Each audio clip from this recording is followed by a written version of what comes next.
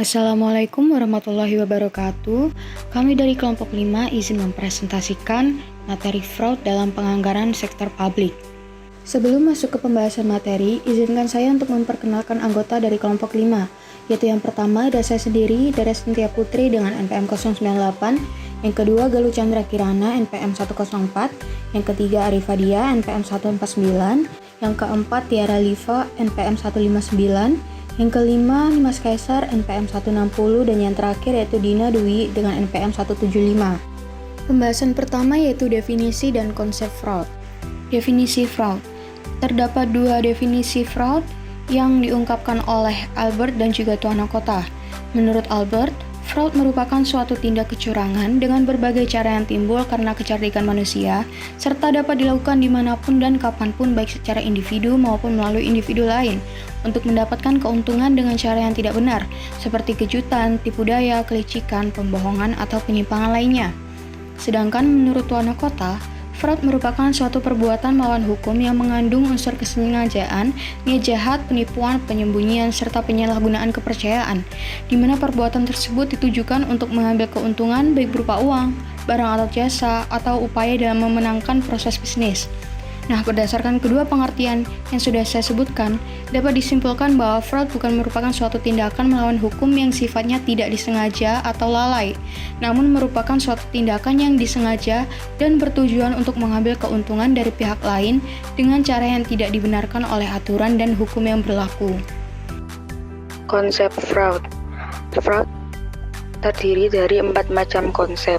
Yang pertama, fraud tree atau peta kecurangan.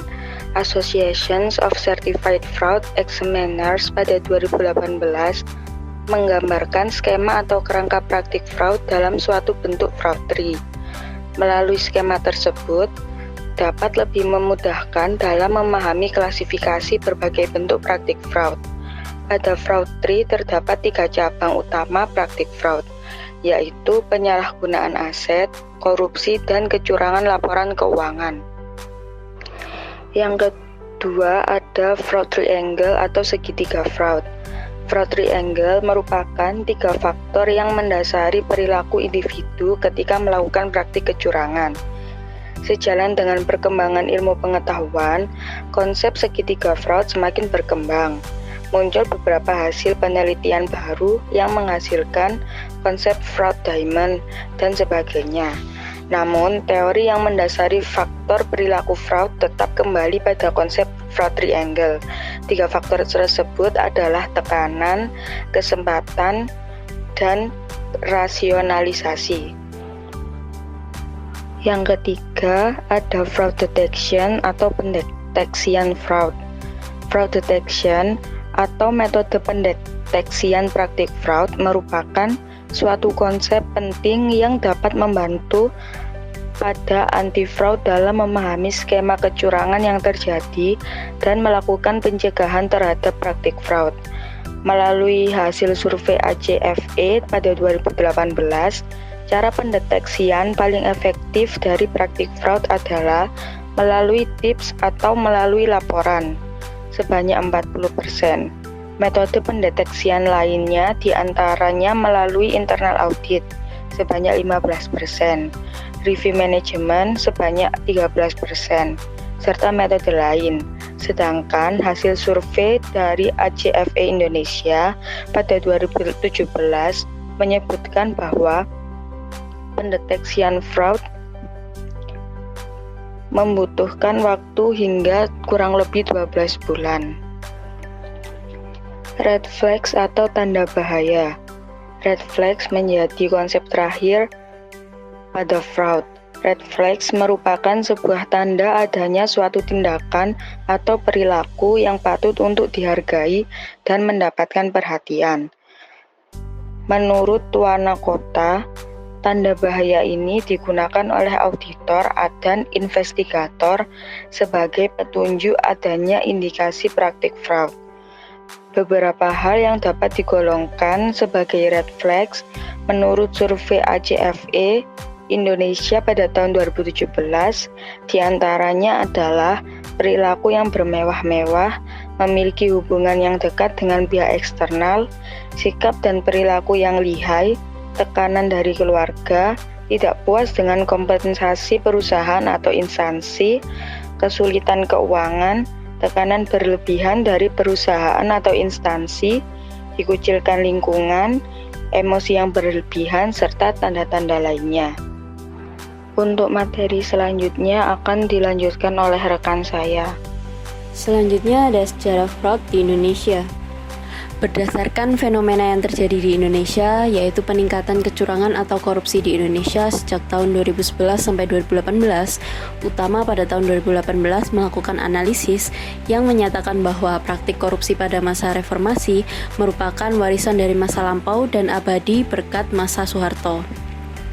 Yang pertama, Peter Carey pada tahun 2017 mengatakan bahwa korupsi yang menjadi masalah utama di Indonesia pada masa reformasi merupakan warisan dari kolonial yang diperparah oleh Orde Baru.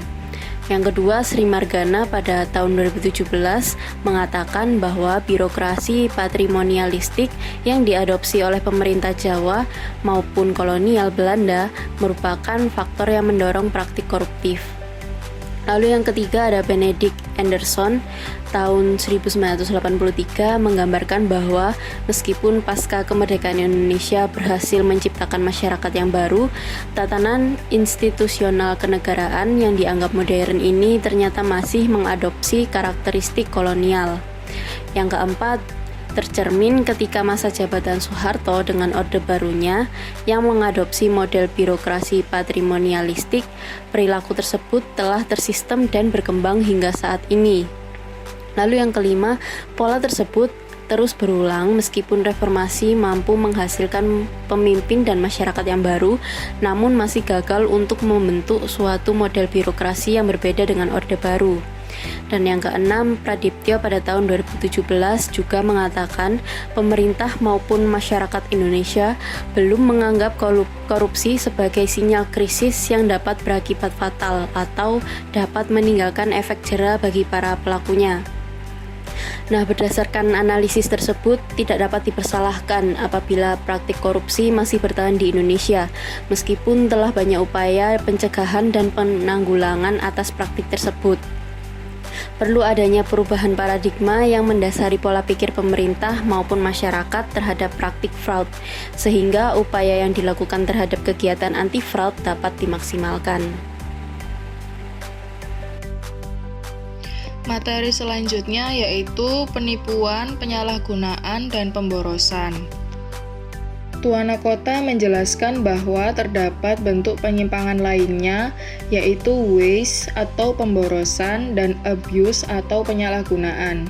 Definisi waste menurut Government Accountability Office yaitu pengeluaran, konsumsi, salah kelola, penghamburan sumber daya yang tidak bertanggung jawab yang merugikan atau berpotensi merugikan pemerintah.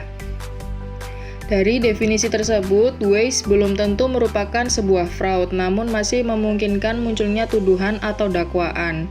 Apabila dalam pemeriksaan ditemukan praktik kecurangan, maka waste akan menjadi praktik fraud. Bentuk penyimpangan kedua adalah abuse atau penyalahgunaan. Tuana Kota menjelaskan definisi abuse melalui 4 bagian berikut. Yang pertama, adanya penggunaan sumber daya secara berlebihan di mana penggunaan sumber daya tersebut tidak sesuai dengan ketentuan perundangan yang berlaku. Yang kedua, adanya tindakan perusahaan, pengalihan, manipulasi, penerapan yang tidak tepat dengan sengaja terhadap sumber daya negara yang dikelola oleh pemerintah. Yang ketiga, adanya penggunaan secara berlebihan sehingga menyebabkan timbulnya penyalahgunaan wewenang. Dan yang keempat, seperti halnya waste, abuse tidak secara langsung mengarah pada suatu bentuk tuduhan atau dakwaan dilakukannya fraud. Namun harus dapat dibuktikan terdapat unsur kesengajaan, maka merupakan praktik fraud. Baik, untuk selanjutnya saya akan menjelaskan tentang studi kasus mengenai fraud dalam penganggaran sektor publik. Sektor swasta merupakan penyumbang terbesar pendapatan di sektor publik. Namun, segala pengelolaan terhadap pendapatan dan sumber daya di Indonesia tetap merupakan wewenang sektor pemerintahan, sehingga sektor pemerintahan juga menjadi ladang emas bagi pelaku praktik fraud di Indonesia, dan didukung adanya warisan budaya terhadap perilaku menyimpang tersebut. Terdapat beberapa praktik fraud yang dapat dijumpai pada sektor pemerintahan, yakni yang pertama, studi kasus fraud di Sulawesi Utara. Penelitian Manoso tahun 2016 mencoba mendeteksi praktik fraud di Sulawesi Utara. Menurut laporan masyarakat ke KPK pada tahun 2011, Sulawesi Utara masuk ke dalam 10 besar korupsi level pemerintah provinsi di Indonesia. Hasil wawancara dengan beberapa petinggi di Sulawesi Utara diperoleh beberapa temuan, yaitu yang pertama, adanya tekanan pada pejabat yang sedang menjabat pada suatu jabatan tertentu, sehingga mempengaruhi ketika menjalankan fungsi jabatannya. Di antaranya masalah keuangan, lingkungan pekerjaan, atau sifat buruk yang telah menjadi karakter individu. Dalam praktiknya, masalah keuangan timbul karena adanya gaya hidup pejabat yang mewah dan perilaku yang rakus, serta adanya pembiayaan berlebih terhadap aktivitas perolehan jabatan itu sendiri, seperti pendanaan kampanye. Yang kedua, adanya kesempatan untuk melakukan praktik fraud baik karena sistem yang lemah maupun penegakan aturan dan hukum yang belum kuat. Hal tersebut ditunjukkan dari masih rendahnya efek jera dari hukum, penyesuaian sistem baru yang lama, serta lemahnya pendisiplinan terhadap aturan. Lalu yang ketiga, kurang detailnya gambaran terhadap program yang akan atau sedang dijalankan, baik dalam bentuk jumlah pendanaan serta sasarannya. Dapat memicu fraud seperti spesifikasi realisasi suatu program tidak sesuai dengan perencanaan dan anggaran yang telah dibuat. Dapat disimpulkan bahwa praktik fraud di pemerintahan Sulawesi Utara rata-rata disebabkan oleh faktor individu, yaitu pejabat yang kurang baik dan sistem atau proses implementasi yang lemah. Baik, untuk contoh studi kasus selanjutnya yaitu ada praktik fraud di kalangan SKPD. Jadi dilakukan sebuah penelitian untuk mencoba menemukan makna dari dana taktis di SKPD. Dana taktis ini sendiri bukan dianggap sebagai dana yang tersembunyi karena seluruh pihak yang terkait saling mengetahui. Sebelumnya secara umum sendiri, apabila dilihat dari secara prosedural dan administratif, pengelolaan keuangan daerah yang dilakukan oleh SKPD sendiri itu sudah memenuhi ketentuan. Bahkan bukti-bukti yang dilampirkan itu sudah baik dan lengkap. Tetapi di balik fakta tersebut, pengelolaan keuangan daerah pada SKPD ini sendiri diduga dilakukan praktik fraud atau terdapat praktik fraud. Bentuk dugaan ini itu timbul karena adanya dana taktis yang dihimpun melalui penyisian dana dari berbagai kegiatan di SKPD. Namun, menurut SKPD sendiri, dana tersebut itu dikelola untuk kebutuhan operasional lain yang tidak masuk dalam anggaran. Mekanisme pembentukan dana taktis sendiri ini dianalisis menggunakan pendekatan teori fraud yang dapat digolongkan sebagai penyimpangan laporan keuangan. Hal ini disebabkan oleh adanya perbedaan bukti yang dipertanggungjawabkan dengan realita di lapangan yang membuat laporan keuangan menjadi tidak dapat dipertanggungjawabkan. Namun dari pihak SKPD sendiri berpendapat bahwa perilaku tersebut tidak dapat digolongkan sebagai praktik fraud karena mekanisme pembentukan dana taktis merupakan sebuah sistem yang terbentuk karena tradisi pada suatu lembaga. Oleh karena itulah, dinamakan perilaku dalam area gelap yang bergradasi menjadi abu-abu yang dikenal dengan istilah sistem driven on fraud, yang berarti pelaku menyadari bahwa perilaku tersebut tidaklah benar, namun juga tidak dapat dimaknai sebagai praktik fraud. Baik, sekian pemaparan materi dari kelompok kami. Mohon maaf apabila ada kekurangan dan salah kata. Wassalamualaikum warahmatullahi wabarakatuh.